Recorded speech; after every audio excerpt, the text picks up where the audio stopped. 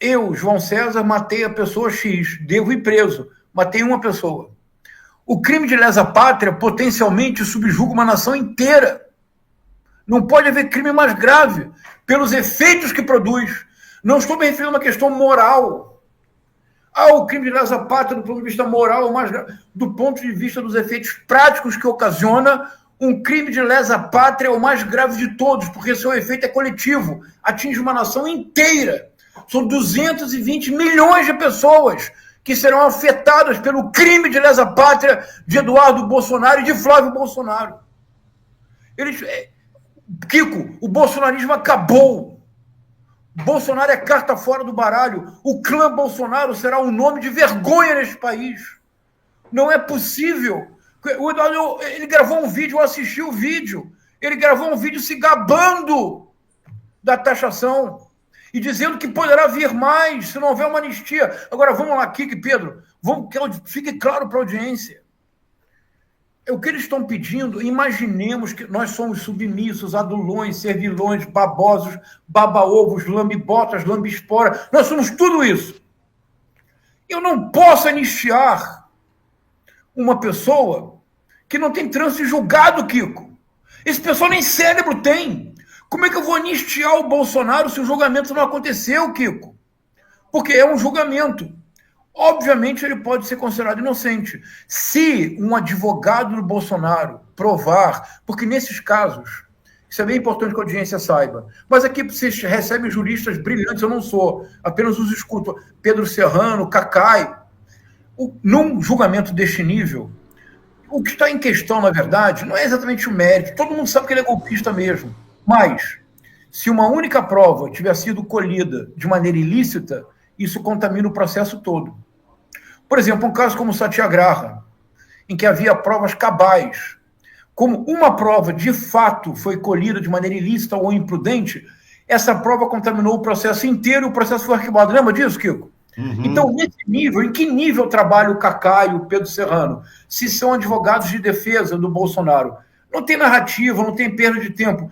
Eles vão se concentrar tecnicamente nas provas, para ver se há alguma inconsistência, se há alguma prova que foi colhida de forma ilícita. Então, ele pode ser considerado inocente, Kiko. Se acharem uma prova colhida de maneira ilícita, eu tenho absoluta certeza que a primeira turma não acolherá e inocentará o Bolsonaro. Tenho absoluta certeza, Kiko. Então, você não pode conceder anistia antes do trânsito julgado. Isso é uma aberração. É uma aberração completa. Então, o que o Eduardo Bolsonaro está fazendo, o que o Flávio Bolsonaro está fazendo, eu fico indignado, Kiko, porque nós estamos naturalizando o absurdo. Sim. Se o Eduardo Bolsonaro, se o Flávio Bolsonaro fosse norte-americano e estivesse fazendo agora no governo do Trump o que ele está fazendo no Brasil, ele perdia a cidadania e estaria preso. Uma comediante, a Rose O'Donnell, uma comediante muito conhecida nos Estados Unidos, com humor muito cáustico, famosa por isso, deu uma declaração dizendo coisas muito engraçadas e muito duras contra o Trump. Sabe qual foi a resposta do Trump? Ele disse que ele estava considerando tirar a cidadania da Rose O'Donnell. Ela é americana, Kiko. Como é que ele vai tirar a cidadania de uma comediante? Não é, filho? É absurdo. Então imagina se o Flávio Bolsonaro estivesse nos Estados Unidos, desse uma entrevista, como aquela entrevista obscena para a Folha de São Paulo, dizendo: só apoiaremos o candidato que se comprometer com o indulto. Mas não basta se comprometer com o indulto, é preciso se comprometer com um golpe de força caso o Supremo Tribunal Federal recuse o indulto. Ou seja, ele está dizendo... Veja, a entrevista do Flávio Bolsonaro ecoa na carta do Trump. É a mesma... Me ocorreu isso agora, Kiko. A entrevista do Flávio Bolsonaro ecoa na carta do Donald Trump, porque o Trump quer que o presidente Lula faça o que o Flávio Bolsonaro deseja que um candidato apoiado pelo Bolsonaro faça, isto é, feche o judiciário. É crime de lesa pátria, Kiko. Como é possível que essas pessoas ainda tenham um trânsito livre para falar nas televisões e propor? Como é possível que o sujeito tenha coragem, não se envergonhe? Como é possível que ele diga que virá uma segunda bomba atômica, Kiko? O que ele está ameaçando? Invasão militar do Brasil. Ele vai apoiar uma invasão militar do Brasil, Kiko.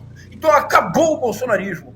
Porque esses movimentos políticos só existem quando eles têm uma ideia força, uma utopia que os movimenta. Existe peronismo, sim, Perón, porque o Perón, de 1946 a 1955, mudou a paisagem social e econômica da Argentina. Foi o primeiro presidente a criar escola pública, creche, clínica, hospital, valorizar o trabalhador, incluir o trabalhador na cidadania argentina. Ninguém esqueceu do Perón, que agora, semana passada, uma coisa muito comovente, milhares de pessoas na janela da Cristina Kirchner cantavam um hino, que o equivalente seria aquele famoso samba brasileiro. Põe o retrato do velhinho no lugar. Lembra desse samba? Sim. É a mesma coisa. E por que existe getulismo sem Vargas? Pelo mesmo motivo. E por que existe lulismo sem Lula? Porque as pessoas se recordam que entre 2002 e 2010 a paisagem econômica e social desse país mudou e pela primeira vez o pobre teve voz, teve vez e foi cidadão.